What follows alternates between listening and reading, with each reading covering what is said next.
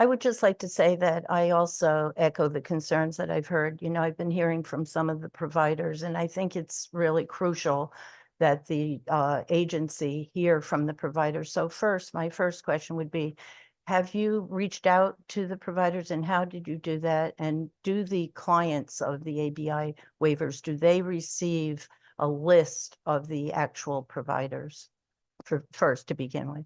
Okay, so I'll answer that Yes, question thank you. first. So when an ABI waiver participant is met with one of our access agency care managers, they're first found functionally eligible. We develop a care plan, and then they are provided a list of the providers that serve their community. So we have lists broken down by catchment areas. So they can call them, they can interview them. A lot of times with this community, they kind of have an idea of who they want to bring in.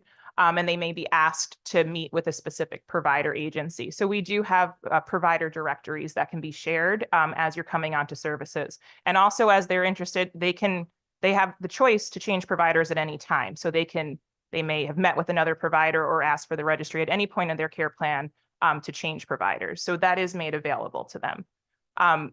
The first part of your question, I'm sorry, could you repeat the first part? Yeah, that was it, to find out how the consumers were actually hearing about the various providers lists. And I also would like to go back to one of the comments that you made that we're delaying some, because I think it's important that we all understand exactly what services, because I think this is all about getting those services to those individuals that need them.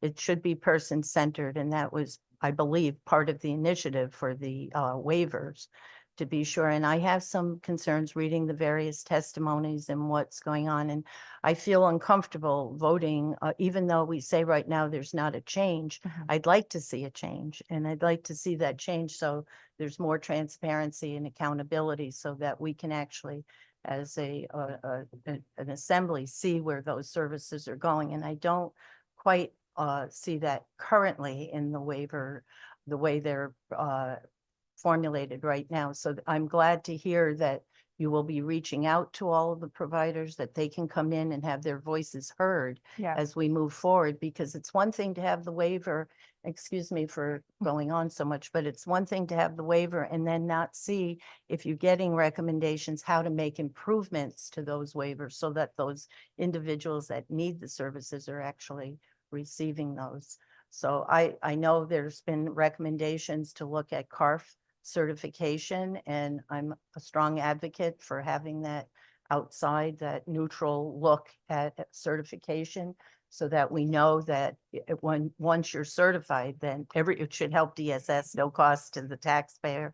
And so I just want to put that on the record, that I do have some very serious concerns, but I'd like all of us to work together. I think we get the job done when we're all there working as a unit. So thank you for saying that the agency will be sitting down, and that it will be a delay, naturally. I don't think we can put an amendment now, but I would like to see that going forward, as long as you can assure us that that will happen. ABI Resources. You deserve the best.